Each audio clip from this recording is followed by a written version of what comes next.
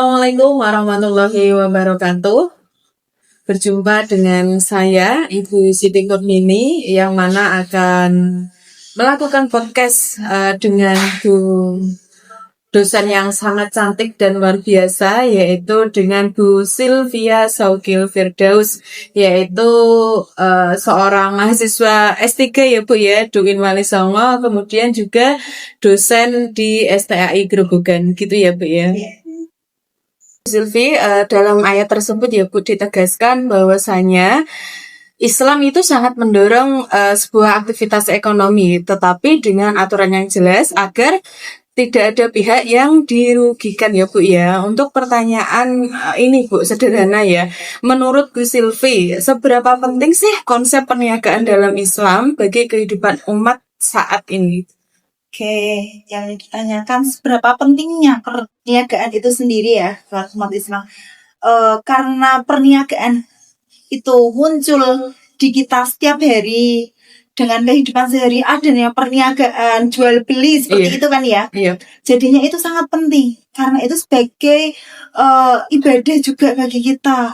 Kalau perniagaan dalam Islam itu tidak digunakan, tidak dengan aturan Islam, sekarang karena banyak munculnya riba, horor, itu semakin muncul. Jadinya itu akan merugikan orang jika tidak sesuai dengan aturan Islam. Seperti itu. Terus dari situ ya Bu ya, seberapa penting kan sudah dijawab. Kemudian, mengapa Islam itu memberi perhatian besar terhadap aktivitas jual beli ya Bu ya, dan aktivitas ekonomi sendiri, itu mengapa Bu? Kenapa kok itu sangat penting? Ibarat kenapa di kehidupan sehari-hari, tadi saya sudah menyinggung di pertanyaan yang sebelumnya gitu ya. Iya. Kenapa kok sangat penting, yaitu agar satu dengan yang lain itu tidak dirugikan. Jadinya itu harus benar-benar melekat karena itu berdampak pada manusia satu dengan yang lainnya. Seperti itu. Ibu ya, di dalam Islam ada beberapa prinsip utama dalam sebuah perniagaan atau jual beli, yaitu yang pertama ada kejujuran atau sidik ya.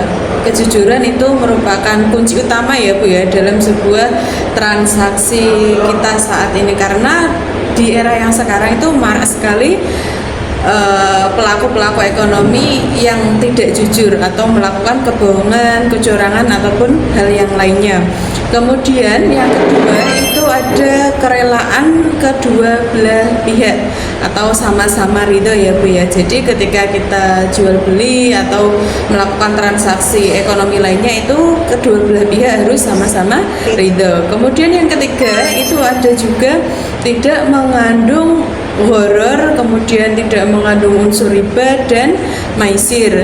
Yang keempat, yang terakhir itu ada amanah dan bertanggung jawab. Ketika kita beli misalnya ya Bu ya, membeli sesuatu itu pedagang harus menjual dagangannya dengan tanggung jawab dan amanah sesuai dengan apa yang mereka promosikan. Misalnya barangnya bagus ya berarti harus sesuai dengan apa yang mereka jual belikan. Untuk itu Bu, dari hal situ apa maksud jual beli yang baik menurut syariat Islam itu seperti apa Bu? Oke. Jual beli yang baik menurut syariat Islam itu yang tadi seperti yang sudah dijelaskan, harus adanya ridho. Keduanya itu sama-sama tahu barangnya itu seperti apa. Jadi tidak adanya unsur penipuan. Misal adanya kecacatan barang itu harus diungkapkan, dikatakan kurangnya di mana. Terus objeknya itu jelas. Kalau dalam syariat Islam, objek jelas itu dalam artian itu harus yang halal. Jangan jual beli yang haram, miras, itu tidak diperbolehkan. Terus transparan juga. Pokoknya tidak ada yang ditutupi. Gitu. Tidak adanya riba. Terus kesepakatannya itu jelas. Seperti itu aturan jual beli dalam Islam. Kemudian dalam Islam kan sudah diatur ya Bu ya tentang jual beli. Kemudian yang saya ingin tanyakan itu gini Bu, rukun dalam jual beli itu apa saja Bu, agar kita ketika transaksi itu bisa menjadi sah transaksinya? Rukunnya itu apa saja? Kalau rukunnya seperti itu gini, adanya penjual. Otomatis penjual, ketika ada orang yang menjual pasti kan ada pembeli. Iya. Adanya penjual, adanya pembeli, adanya barang itu sendiri, dan yang terakhir yang utama itu adanya akad. Akadnya itu dalam artian sudah sama-sama tahu, seperti yang tadi dijelaskan, dalam artian syariat Islam aturannya jual beli itu seperti apa. Akadnya itu harus jelas. Ketika ada kecacatan barang itu harus diperlihatkan, harus diomongkan, antara penjual pembeli itu juga sama-sama saling ridho. Itu 4 itu yang menjadi rukun utama jual beli atau perniagaan. Oke, sudah dibahas mengenai rukunnya ya Bu ya. Tadi disebutkan bahwasanya harus ada penjual dan pembeli. Di era yang sekarang itu kan kebanyakan pada online ya Bu ya. Pembeliannya dilakukan secara online, transaksinya pun tidak saling tahu antara penjual dan pembelinya. Nah, itu gimana menurut Bu Silvi? Oh, kalau seperti itu, di penjualan online, ketika kita sebagai pembeli atau kita sebagai konsumen gitu ya, konsumen otomatis kan ada produsen, meskipun kita tidak bertemu langsung, otomatis kan ada orangnya, nggak mungkin nggak ada orangnya kan, seperti itu. Jadinya penjual pembelinya sudah ada, barangnya juga ada. Yang lebih parah itu akad. Terkadang review, kita kan lihatnya review ya, review yang tidak jujur. Mungkin ada review dari orang lain tapi satu circle review lah, itu sebenarnya tidak apa-apa. Yang menjadi permasalahan itu akadnya dari penjualnya sendiri. Penjualnya harus jujur, seperti yang tadi dijelaskan, harus jujur, transparan, itu dari penjualnya. Sebenarnya dari jual beli sendiri itu, di online itu yang lebih bermasalah itu di bagian akad, perjanjiannya itu sendiri, karena antara penjual pembelinya ada tapi kan tidak bertemu langsung dalam satu lokasi. Yang penting akadnya itu bisa dipertanggungjawabkan dari pembeli untuk penjual atau konsumen, seperti itu. Begitu juga dengan seorang pembeli ya Bu ya. Seorang pembeli itu tidak boleh asal komplain ketika barang tidak sesuai dengan apa yang dia beli. Harus komplain dengan sesuai peraturannya, dan kita juga tidak boleh komplain ketika barang itu kita melakukan penipuan gitu loh Bu, agar supaya bisa diganti oleh tokonya dengan barang yang lebih baik. Terus ini Bu, pertanyaan dari saya, apa sih tantangan terbesar dalam menerapkan prinsip syariah di dunia bisnis yang sangat modern ini Bu?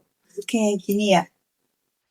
Karena di dunia modern saat ini persaingan itu semakin ketat sekali. Dalam artian penjual itu semakin banyak, karena orang-orang cari apa sih pekerjaan yang cepat untungnya, itu kan emang dunia bisnis gitu ya. Jadi itu karena adanya persaingan yang sangat ketat, sebaiknya itu meskipun dengan persaingan ketat harus adanya kesadaran syariah. Jangan sampai hal-hal yang haram itu digunakan, tetap harus dengan aturan yang halal. Adanya tadi, penjual tetap harus jujur, harus amanah, itu seperti itu. Meskipun dengan sistem modern saat ini, mungkin dari dulu penjualan itu langsung antara penjual dan pembeli itu bertemu. Untuk saat ini, di era modern saat ini, itu kan antara penjual pembeli kan nggak bertemu karena banyaknya online, kayak gitu ya. Jadinya itu kita tetap jadi pembeli itu harus tetap dengan aturan, harus jujur, harus memberikan barang yang sesuai apa yang dicantumkan di label itu seperti itu. Oke, jadi tantangan terbesarnya itu terkait persaingan ya Bu ya. Di dunia bisnis yang sangat modern ini kan banyak toko-toko yang bersaing, terutama dalam hal diskon ya Bu ya.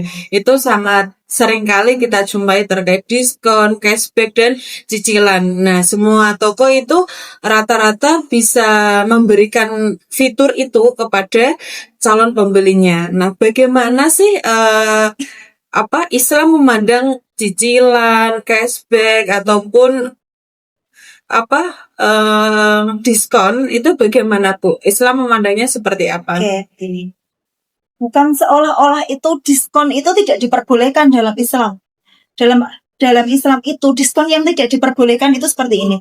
Ketika adanya diskon, misal karena persaingan pasar yang ketat, Otomatis hal menarik itu ketika konsumen melihat apa sih? Diskon yang besar. Iya. Oh, diskonnya 80%. Otomatis konsumennya menarik kan? Menarik, iya. Lah, bagaimana aturan diskon itu yang diperbolehkan dalam Islam? Yang diperbolehkan dalam Islam itu yang diskonnya itu dalam tidak menaikkan harga dulu, terus baru diskon itu nggak boleh. Harus adanya jujur, ngasih diskon ya diskon apa adanya. Jangan sistem buat menarik diskonnya besar, terus harganya dinaikkan dulu, itu nggak boleh. Terus kalau cicilan, misal kita minjem 1 juta, terus cicilannya nanti per per bulannya berapa, terus ditambahin 2% ataupun berapa, itu nanti adanya muncul unsur riba. Itu yang tidak diperbolehkan. Harus sama-sama jujur. Misal diskon ya diskon dari harga asli, diskon berapa, bukan kok seolah-olah harganya dinaikkan dulu dikasih diskon besar. Itu kan emang diskon besar itu yang menarik pembeli. Gitu. Kalau itu yang tidak diperbolehkan. Kalau ngasih diskon ya ngasih diskon aja, itu berapa. Kalau sama aja kan, misal dikasih harga tinggi, diskonnya tinggi, nanti kembali ke harga asli, itu yang tidak diperbolehkan. Seperti itu. Bu Silvi, tadi kan sudah disinggung terkait penjualan secara online, jual beli secara online ya Bu ya. Nah, pertanyaannya itu seperti ini Bu. Bagaimana sih etika yang baik dari seorang penjual itu seperti apa Bu etikanya? Orang menjual itu pertama kali yang menjadikan konsumen itu lebih menarik atau akan membeli lagi, itu yang pertama kali jujur, terbuka, transparan, itu yang lebih utama. Itu kalau kita sistemnya penjualan di online kan kayak gitu, yang diperlukan pertama kali kan jujur, barangnya seperti apa, kekurangannya seperti apa, kan seperti itu. Kalau kita di penjual tidak online ataupun langsung transaksi langsung, itu dalam artian dia tetap jujur, dalam artian ketika mungkin beli beras, timbangannya itu jangan dikasih tambahan kayak gitu kan, ada biasanya kan ada kayak gitu. Tetap nanti kembalinya ke jujur, harus transparan. Yang lebih utama emang itu jujur, itu konsep utama dari seorang penjual, seperti itu. Oke, selain jujur ya Bu, mungkin ada lagi etika yang lain yang barangkali itu bisa menarik pelanggan agar bisa terus membeli produk kita, itu seperti apa? Oke. Ketika untuk menarik konsumen, bagaimana sih biar konsumennya itu, yang pertama tadi jujur, yang kedua itu amanah. Ketika orang udah pembeli sudah merasa aku cocok pakai itu, otomatis sudah dipercaya. Bagaimana kita memegang kepercayaan dari seorang pembeli itu? Kita harus amanah. Kita harus sesuai barangnya. Jangan kok kemarin udah beli dikasih barang bagus, konsumennya sudah tertarik di situ, terus tiba-tiba nggak amanah, mentang-mentang sudah menjadi konsumen setia. Terus enaknya sendiri, itu kan tidak bisa penjual hal seperti itu. Terus sebisa mungkin menghindari hal-hal riba, kayak dikurangin sedikit lah.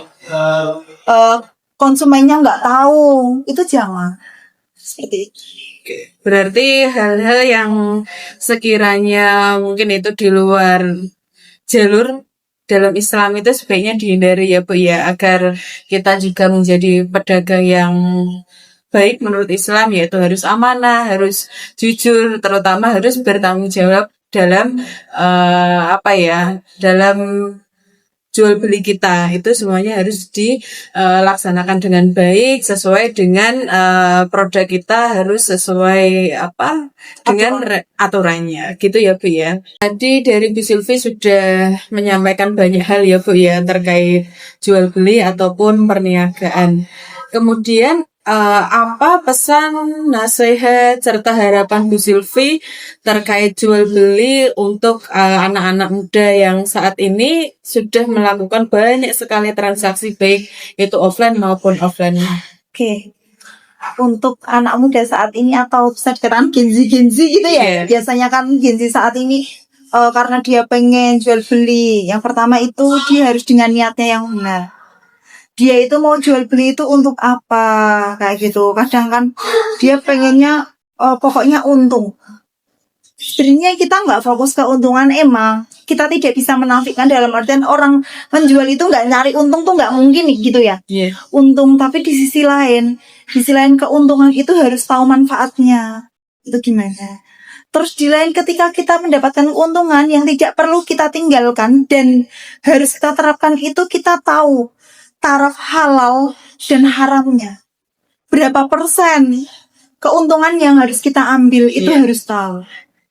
Jangan hanya mikir keuntungannya itu berapa, mentang-mentang konsumennya itu lagi menarik, barangnya lagi menjadi barang pencarian FOMO bagi anak-anak, terus dia menjual dengan seenaknya sendiri tanpa memikirkan keuntungannya itu berapa persen.